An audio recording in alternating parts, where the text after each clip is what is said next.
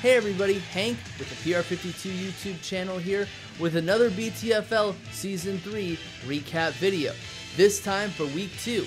In this one, we'll share highlights, analysis, injury reports, and statistics for the games of Week 2.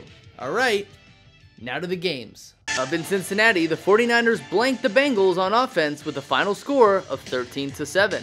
Despite losing Alvin Kamara to injury, the Saints are able to defeat the greatest show on turf by 10 points. Eagles, Falcons.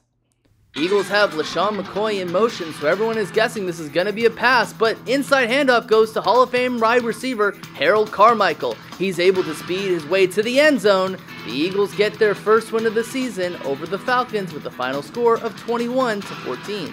Up at M&T Bank Stadium, the Cardinals were able to beat the Ravens by one possession.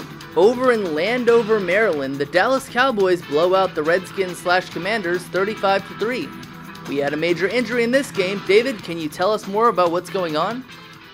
Hi Hank, the following is the injury report for the NFC, and it really wasn't as bad as last week. The big name that sticks out on this list is Hall of Fame running back Emmitt Smith. We know how great of a player Emmitt is, but the Cowboys are just going to have to get along without him for at least 1 week. Back to you, Hank. Over at Heinz Field in Pittsburgh, the Seahawks would beat the Steelers late in our first game of the week, 24-21. Buccaneers, Panthers. First play of the game, the Buccaneers, they line up. Brady goes back. He's got no pressure in his face. He throws over the seam to Keyshawn Johnson. And he could go all the way, and no one would catch him today, and he's got the touchdown. He's going to celebrate with his quarterback, Tom Brady. The Buccaneers would win this game with a final score of 35-7. At MetLife Field, the Giants would defeat the Buffalo Bills with a final score of 28-19, with Eli Manning not throwing an incompletion. Matthew Stafford and the Detroit Lions edge off the Chargers by 2 points to earn their first victory at Ford Field. Aaron Rodgers and the Packers badly defeat the struggling Vikings with a final score of 24-6. Peyton Manning goes to Tennessee to beat the Titans with a final score of 21-14. We had another injury in this one. David has the lowdown for us. David?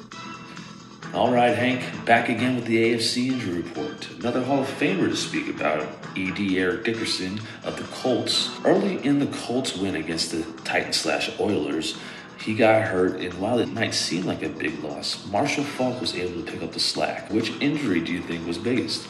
Tell us about it in the comments section below. Back to you, Hank. Browns, Jets. Browns are down by 10 points at the end of the second quarter. They need points. Jim Brown with a pitch to the right, and he bobs and weaves around defenders. He could go all the way. Touchdown. Thanks to this play, the Browns would win 20-17, and this would all happen in overtime. Down at NRG Stadium, Trevor Lawrence and the Jaguars defeat the struggling Texans.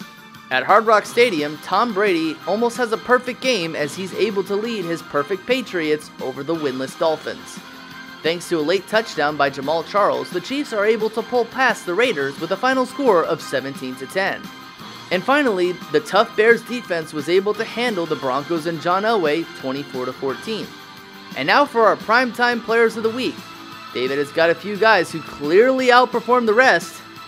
Got any news for us, David? Thanks, Hank. Well, we're at the end of the show for our Best Team Football League Primetime. And the players of the week are, for Week 2, are Keyshawn Johnson. Sets record for Best Team Football League, reeling in 4 touchdowns in a single game. And now we have 2 Tom Bradys in this next game here. Tom Brady of the Patriots barely beat Tom Brady of the Buccaneers, and he got 5 touchdowns against the Buccaneers. I wonder how the other Tom Brady did. That's got to be an interesting game there. Patriots Brady was able to not turn the ball over, and that was the main difference there in the Patriots Brady win. As for the defense, Myles Garrett of the Browns was able to put Joe Namath in the ground 5 times behind the line, and the Hall of Famer Terrell Revis was able to get 2 turnovers in an overtime loss to the Browns. Oh, how sweet it is. That's all for the primetime players. Back to you, Hank, and go Browns. Hey, thanks, David. Hope you guys enjoyed Be ready to look for Week 3 of the BTFL Season 3 just before you know it. Bye now.